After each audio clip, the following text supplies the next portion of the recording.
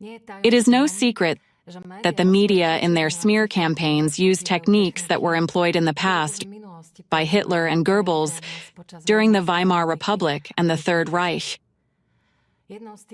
One of these techniques, and one of the most cruel and most insidious, is the method the Nazis used, called the method of marking with yellow stars. This method is a tool of social manipulation. It is a significant step towards dehumanization, ultimately leading to the complete moral breakdown of the entire society. However, the Nazis were not the originators of this method. They borrowed it from anti-cultists, and the anti-cultists thoroughly trained them, ensured their impunity, and taught them how to exert immense pressure on innocent and blameless people. Dear friends, we sincerely thank you for joining us at this round table. Today's topic will be Nazi yellow stars in the digital era. We were inspired by the Impact documentary, which you can find online, as well as Dr. Egon Chalakian's video address titled The Crossroads. Much of the information we will discuss today can be found on actfiles.org in the article titled Method of Marking with Yellow Stars.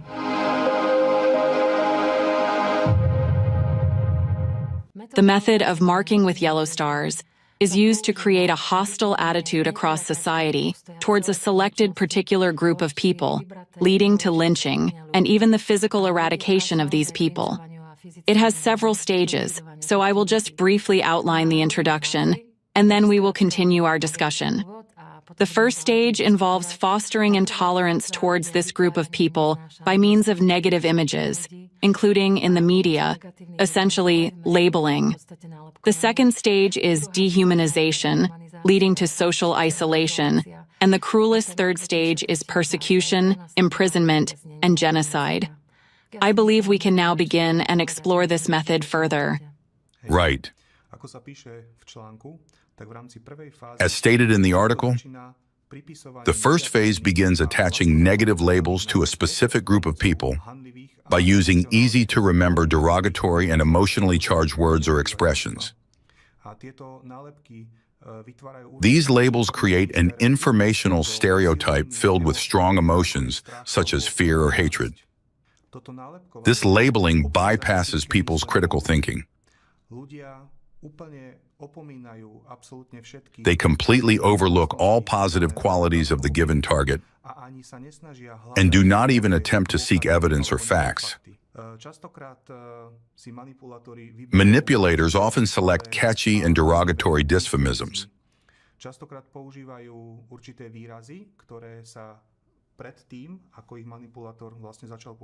They frequently use terms that, before the manipulator adopted them, were commonly used in everyday conversation, but through constant repetition, these terms take on negative connotations and become ingrained in the public's consciousness. And, as we have already mentioned, the most tragic case was Nazi Germany, where it all started with the media spreading information that Jews were lesser beings, that they were a danger to society. And in September 1941, Nazi Germany ordered that every Jew wear the yellow star on their clothing. This yellow star labeled Jews as, and I quote the article, socially dead beings. It served as a means of easy identification, which allowed for faster deportations to concentration camps.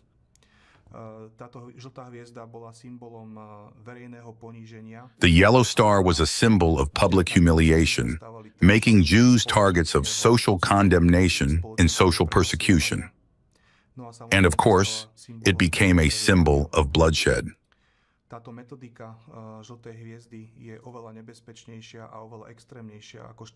This methodology of the yellow star is far more dangerous and extreme than standard labeling because it signifies cruelty, it signifies genocide,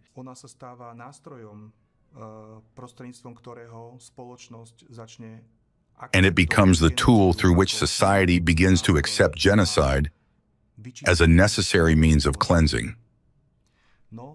It is, therefore, a methodically driven process that begins with labeling and ends with mass murder.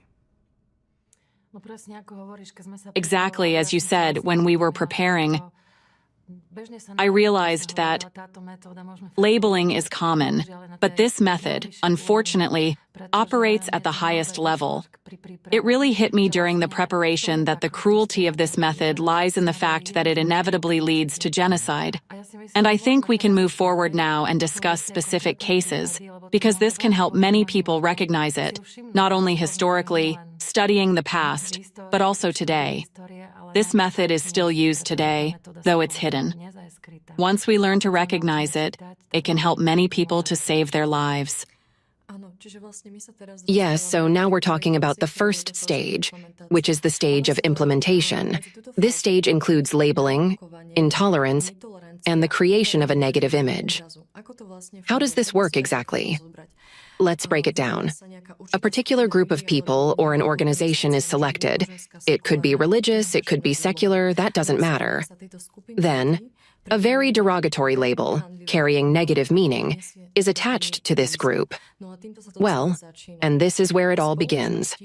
An image of the enemy begins to be artificially created in society. This means that a negative image of these people is being deliberately formed. Various lies, disinformation, and falsehoods start spreading, portraying these people as dangerous, as a threat to society and even to the citizens of that state. Various prejudices and negative stereotypes are propagated.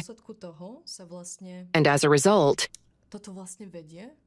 this leads to intolerance and hatred toward these people. Think about how terrible it is that when someone is constantly fed such information, when they encounter someone who is the victim of such disinformation campaigns, they don't see him as a person.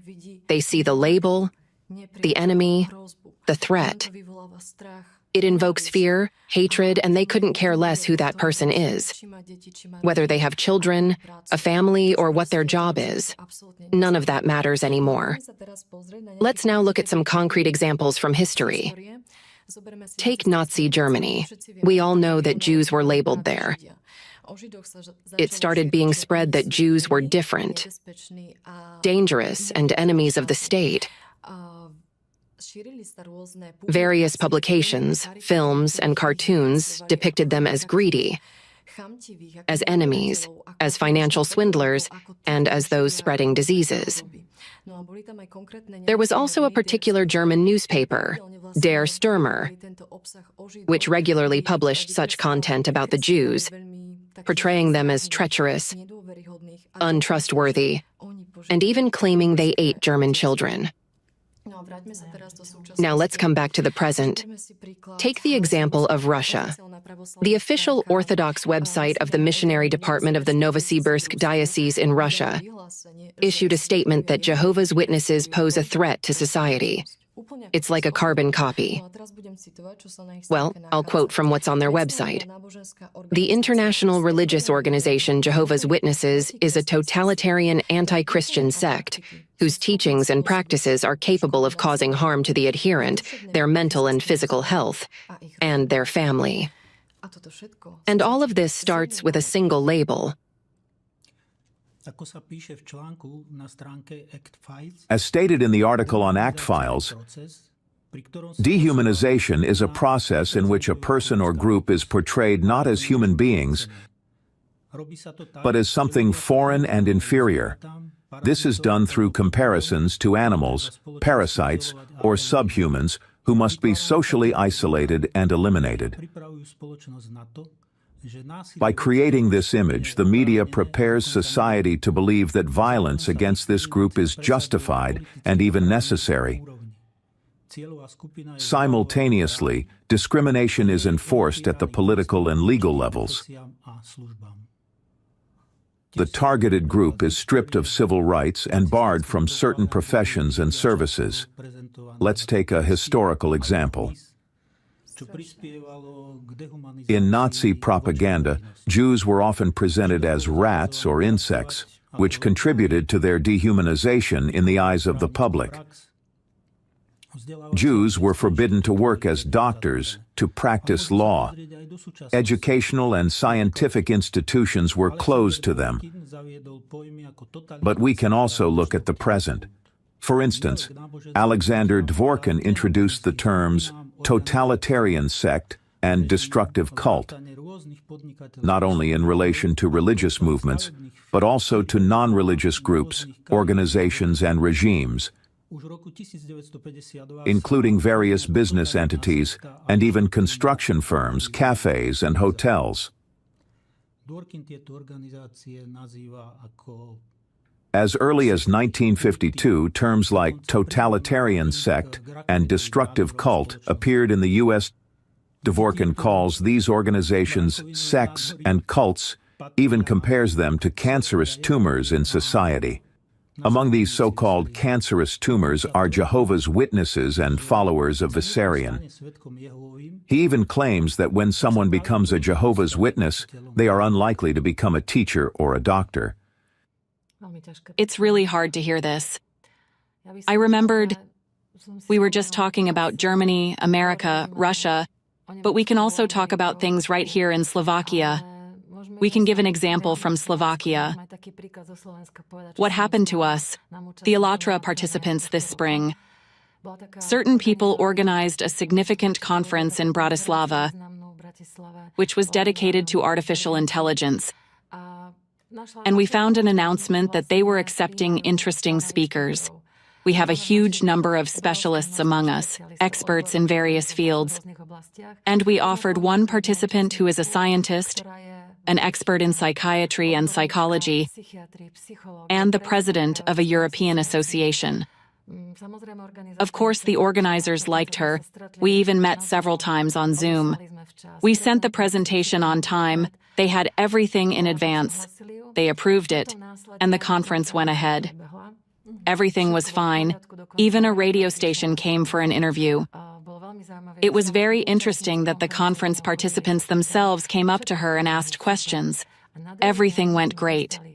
But the next day, we got an email, and I'll take the liberty of reading a part of it. Quote, "One of our media partners who was at the conference noticed the logo you had in the video. The logo belongs to Allatra, a religious movement that we have absolutely no interest in associating our conferences with in any way.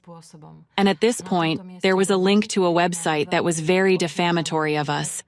It called us a destructive cult, and the email went on to say, likewise, our program director with whom you did the interview does not wish in any way to be promoted on your websites. Nor does he wish the interview with him to be published or broadcast anywhere. We hereby place an absolute ban on any association of Allatra activities with our event."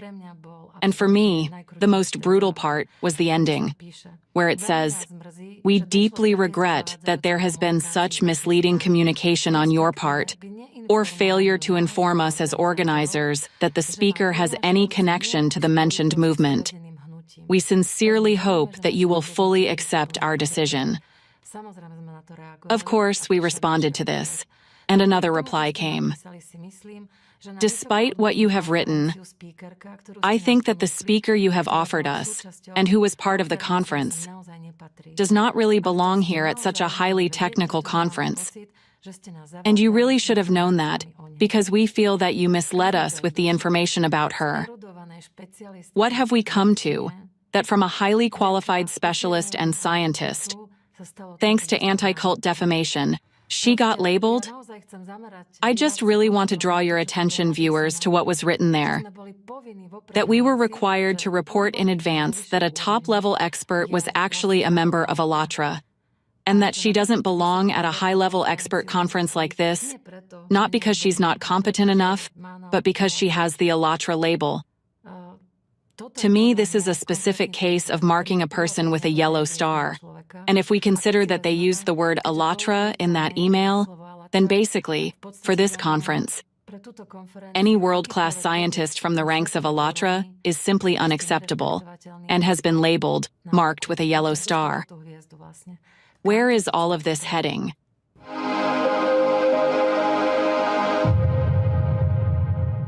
Where is all of this leading? It's leading to persecution and genocide. Just like in Nazi Germany, today in many countries, including Russia, we see that in this third stage that we are talking about, state-sponsored persecution, repression, arrests, deportations, and even organ harvesting and mass killings are escalating. As we have already mentioned, it all started in Nazi Germany with the publication of articles against the Jews. Based on these articles, people started hating the Jews. They even began to attack them. They started destroying their property, humiliating them, and this actually laid the groundwork for the pogroms and the Holocaust. And as you also mentioned, Jehovah's Witnesses in Russia didn't escape the state repression either. In 2017, there was a massive wave of arrests based on this information, where they were likened to terrorist organizations like ISIS. And of course, as you mentioned, they are banned from political involvement. They are actually humiliated in society, and even in besides being compared to ISIS, they are also likened to the Japanese doomsday cult that carried out a terrorist attack on the Tokyo subway in 1995. Even though they had nothing to do with it, because they are a peaceful organization. Innocent people. Innocent people. Another example of dehumanization and genocide are the events in Rwanda in 1994. Hatred was spread mainly by the RTLM radio station, which broadcast anti-Tutsi propaganda. The radio called on people to exterminate the cockroaches. They also broadcast the names of people who were to be killed. I was about 30 years old at the time, and I remember what was happening, what was going on at the time. You know, someone may say that Nazism can't happen again now. But what happened then, many believe, surpassed even Nazism. In the capital city of Kigali, roadblocks were put up on the roads where people were checked. Anyone going through the checkpoints had to show their ID, which indicated whether they were Hutu or Tutsi. Tutsis were killed immediately. The machete became the tool of killing. The genocide became so absurd that after some time, the police members were physically exhausted from killing. So they would just cut off certain parts of the victim's body or cut the tendons and leave them to suffer for a few days, and then they came to finish the job. Those with money could buy a quick death, a death by being shot either for themselves or their family. I will now read how one of the convicts described the atmosphere. They were killing ordinary men and women. No one was to be spared. We were loaded into cars and taken to the mountains to kill. Then there was singing and dancing. When you kill the first person, you feel something. In my case, it was my neighbor. After that, you don't feel anything. The bodies of the genocide victims were thrown into the Kagera River, which flows into Lake Victoria. Some unofficial sources say that during the first few weeks, about 40,000 bodies were pulled from the lake. In particular, Ugandans, the usual fish consumers, at that time refused to buy the fish caught from this lake. The number of genocide victims in less than 100 days was enormous, around 1 million. Different sources give different figures.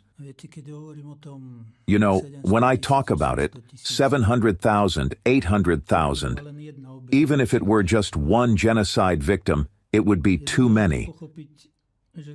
It is important to understand that behind each number lies a tragic life story. or the whole family that has been marked. It is estimated that about 20% of the country's population was killed.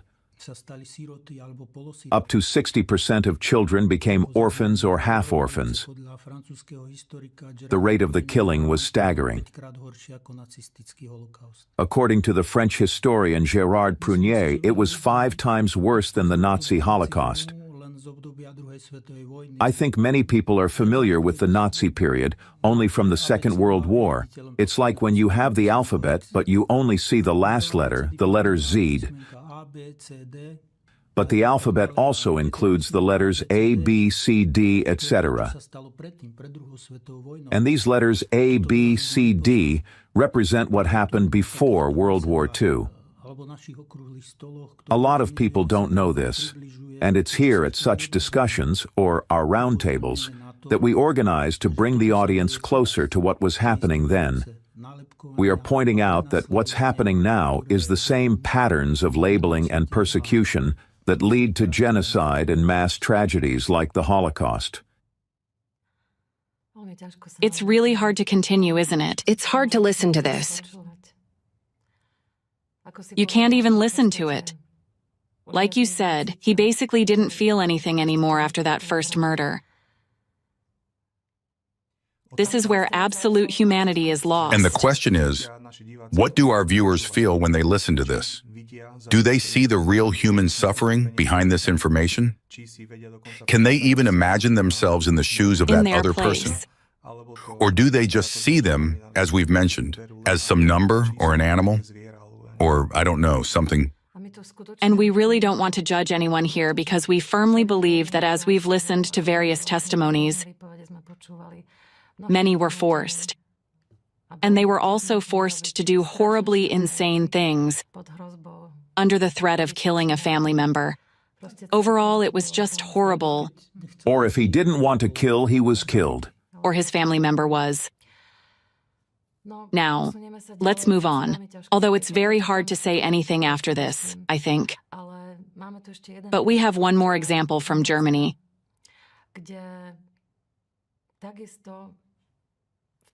There are companies owned by, I'll put it bluntly, by Scientologists.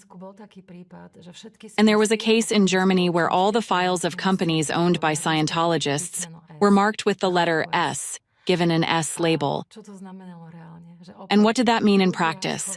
That again, the people hidden in these records, in these lists, these folders, these files, again, no human rights or laws were actually applied to them at all.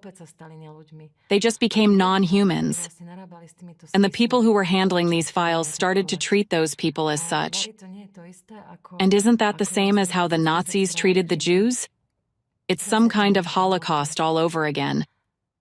And we know that we have to identify, we simply must identify everyone who's doing this. And we must put all the anti-cultists on the bench of the accused, and we must punish all the anti-cultists and their agents, who are literally brainwashed. There's no other way to call it. And notice that those victims are always peaceful, decent and innocent people who act within the law, and who are simply victims of these disinformation attacks, and are persecuted based on rumors, lies, and falsehoods spread by anti-cultists. And you know, anti-cultists, they like to talk about how they care about children, how they protect children, yet they are the ones who have the blood of children on their hands.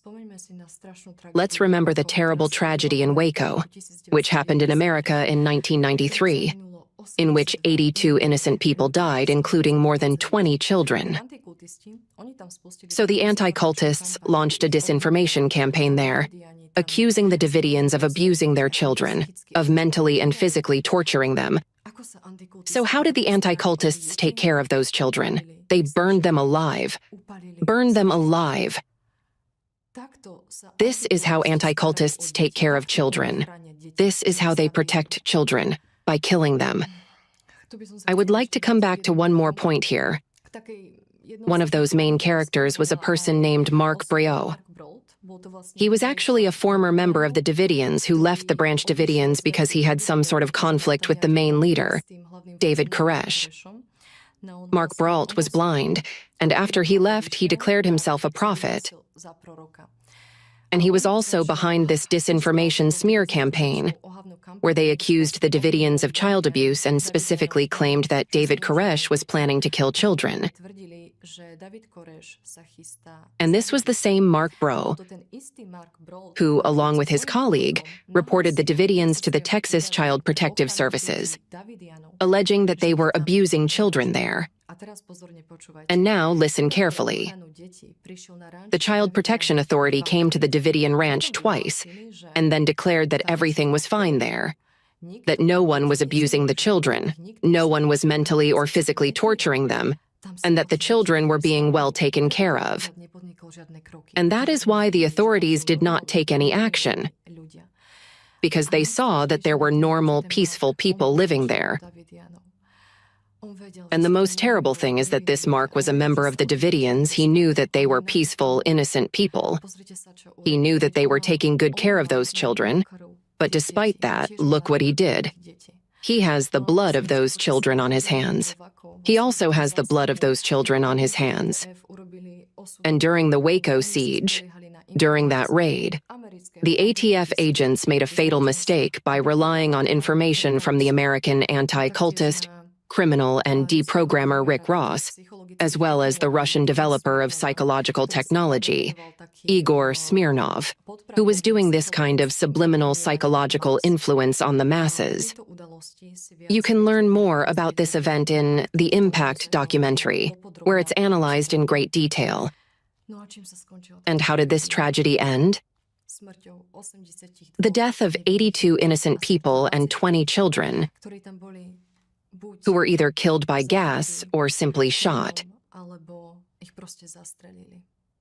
This raises a real question. Who is really behind this terrible tragedy?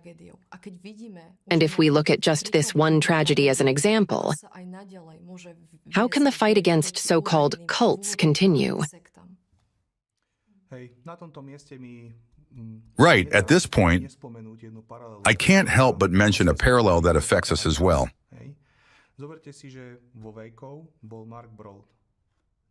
Consider that in Waco, there was Mark Brault, a blind member who aspired to power, and when he didn't succeed, he left and turned against Koresh and started spreading disinformation about him, which led to all the murder of all the Davidians.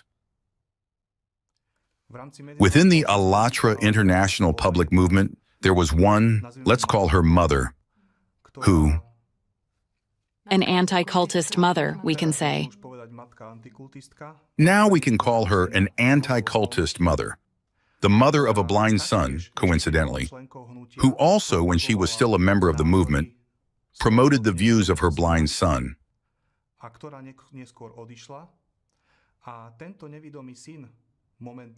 Later, she left. And recently, this blind son, coincidentally, by chance, stated under a discrediting video, which was deliberately edited.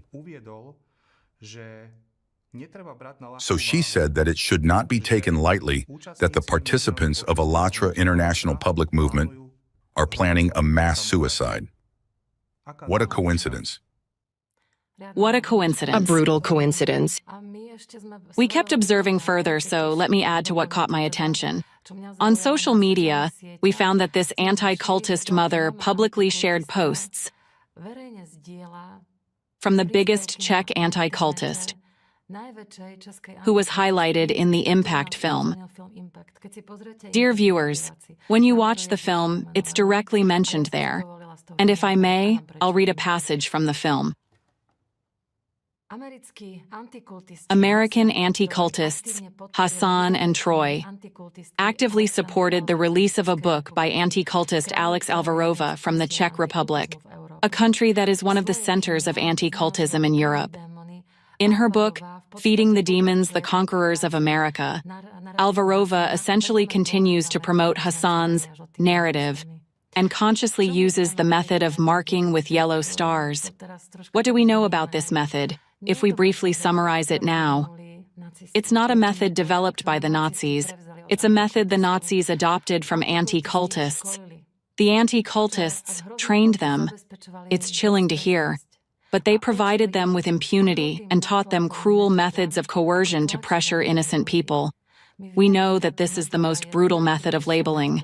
And knowing all this, and the fact that the anti-cultist mother is essentially sharing the most well-known Czech anti-cultist female identified in the Impact film, we can only expect that the training continues.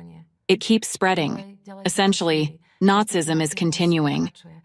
And many people are asking, who among these anti-cultist ranks started this method? And right in the article on actfiles.org, which we're discussing today, it states that it was, though I don't want to say the Lutheran Church, because not the entire church is bad. I want to emphasize this.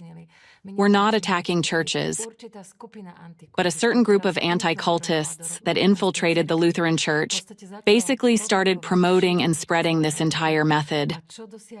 And what did they accomplish?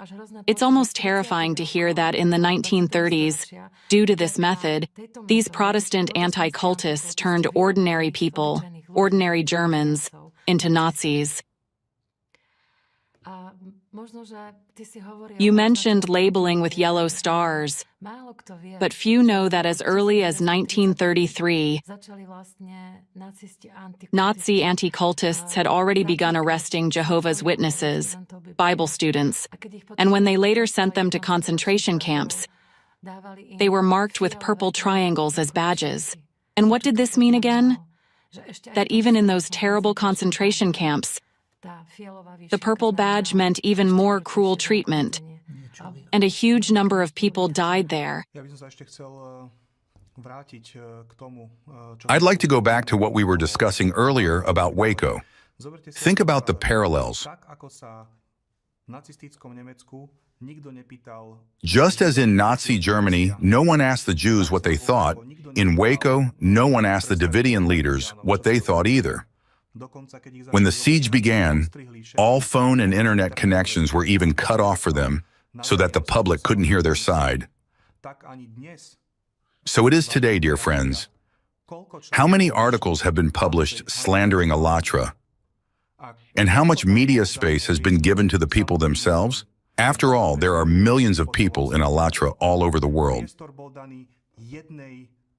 But space was given to one specific woman who probably failed to exercise her ambitions and is now slandering the movement.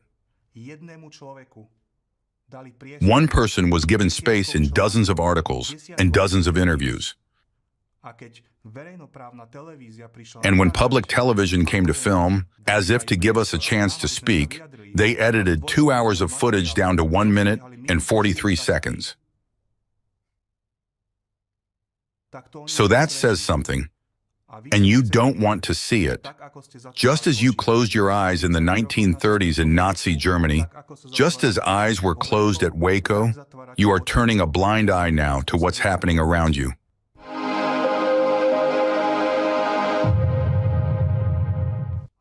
But what I also wanted to mention is the history behind all this. Where did it all begin?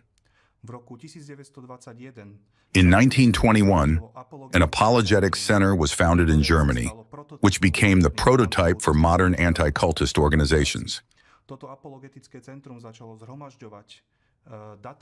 This apologetics center started gathering databases and information about all sorts of organizations that didn't fit the prevailing ideology at the time. They began holding lectures, publishing materials, and writing discrediting articles about these organizations.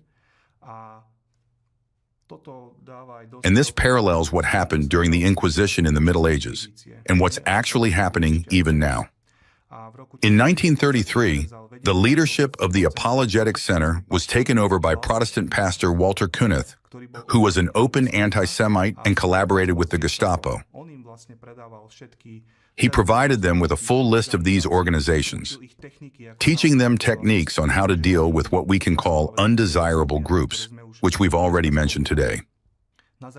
Due to his actions, they began persecuting, labeling, and marking people with yellow stars. So Nazi Germany became what it was only when it started collaborating with anti-cultists.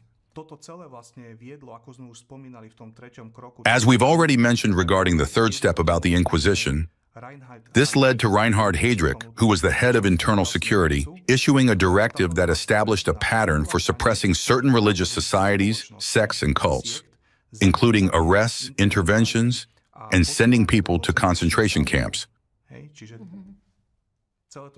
So it all started with anti-cultists. They actually taught this to the Nazis. They taught it to the Nazis, and they implemented it at the state level. And this precisely resembles what's happening today in many countries where people are being arrested and so on. The same method. Exactly the same methods. It's clear that the training is still ongoing. Thoroughly. Exactly. And think about it. If it weren't for that apologetic center, Nazi Germany wouldn't have looked the way it does today. Tens of millions of people wouldn't have lost their lives. The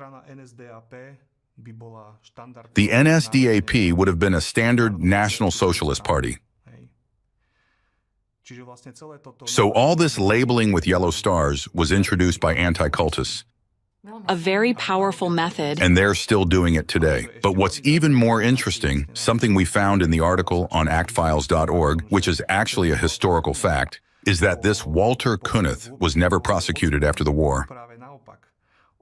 Quite the opposite. He was honored. In 1946, he became an honorary professor of theology. Isn't it right to ask how that's possible? And there's a parallel with today's Dvorkin, who... How is that possible? How is that possible? Let's move on to the facts in an article on Act Files.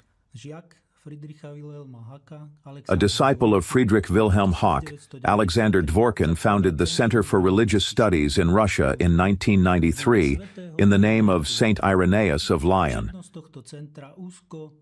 The activities of this center closely follow the ideas and methods of the Apologetics Center, which continues the legacy of Nazism. The Irenaeus of Lyon Center later became the nucleus of the Russian Association of Centers for the Study of Religions and Sects, which we know by the acronym RACIERS. RACIERS currently compiles lists of undesirable organizations, and it is a list not only of religious groups, but also of social and also commercial entities. These organizations are labeled cults, totalitarian sects, and destructive cults, which is strongly reminiscent of preparations for a planned genocide, just as the Nazis did, with the active assistance of the Apologetics Center in the run-up to World War II. In 1941, the pinnacle of stigmatization was the word Jew.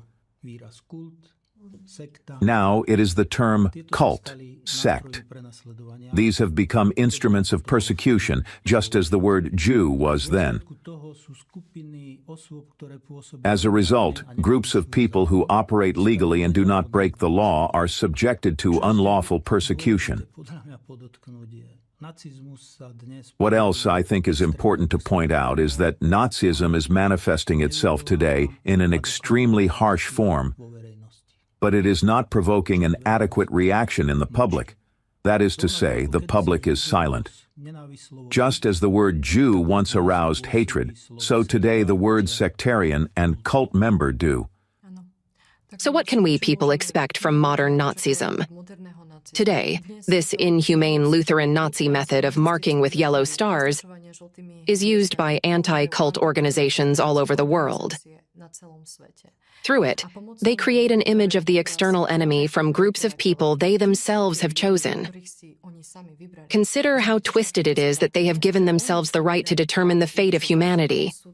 Who is good and who is bad? They sort of go around and just walk up to a group of people and say, label, enemy, label, enemy. However, this violates all human rights and freedoms. And as has already been mentioned, yes, in the past, that stigma, that label was the term Jew and heretic. Nowadays, terms like totalitarian sect, destructive cult, and their variations introduced by Alexander Dworkin are used. Well, when someone labels people with such terms, it is simply a direct attack on that person's life. As we've already mentioned, it simply violates all fundamental rights, constitutional rights, human values, and norms. And think about how the group of people who have fallen victim to all of this are constantly subjected to such informational terror. They are spreading lies about these people. They accuse them of all the sins in the world, which they didn't commit. And then the tension escalates. The hatred in society towards them also grows. It leads to persecution. Law enforcement agencies get involved, and how does it end? With the physical elimination of these people. This method of marking with yellow stars is simply an aggressive way of removing not only groups of people and organizations, but even entire nations from this world. Take it, when someone today calls you a sect or a cult, it is basically equivalent to the label Jews received back then.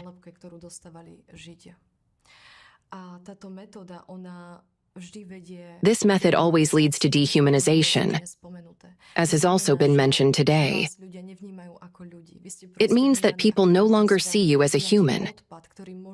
You are perceived as some kind of beast, some sort of trash that can be treated any way. And it's even justifiable because you are trash, so you can be treated very badly. As stated on the ACT Files website, the method of marking with yellow stars can be defined like this. It is the official approval of violence in society against those groups of people whom anti-cultists deem non-humans. And in essence, it's actually labeling people and showing who must be eliminated.